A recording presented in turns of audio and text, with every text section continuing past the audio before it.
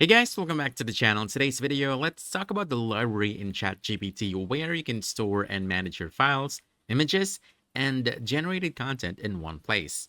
So first, you want to open your ChatGPT and log into your account. The library is basically a built-in space where you can store, browse, and manage things like uploaded documents and images you have generated inside ChatGPT, and it helps keep everything organized so you don't lose important work. Now, here's the important thing. You might not see the library yet. It's supposed to be right over here, found at the left side of the screen.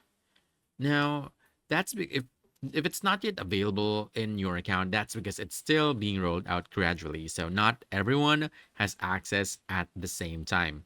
Also, it's only available for Plus, Pro, and business users. So free accounts may not see it yet, like the one I'm using. And depending on your region, it might also be limited in places like the European Economic Area, Switzerland, or the UK. Another reason you might not see it is that it's mainly designed for the web version of ChatGPT, so some mobile or desktop apps may not have it yet.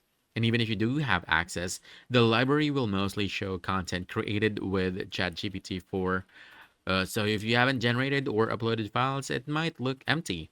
But if you do have it, you can find it in this sidebar under library. Again, found right over here. One of the options here. Inside, you'll be able to browse your files, images, and saved outputs, and quickly reuse them in future chats. So overall, the library turns ChatGPT into more of a workspace where everything you create is stored and easy to access, but access depends on your account, region, and rollout status. So that's about it. If you found this helpful, don't forget to hit that like button, subscribe for more quick guides, and I'll see you in the next one. Thanks!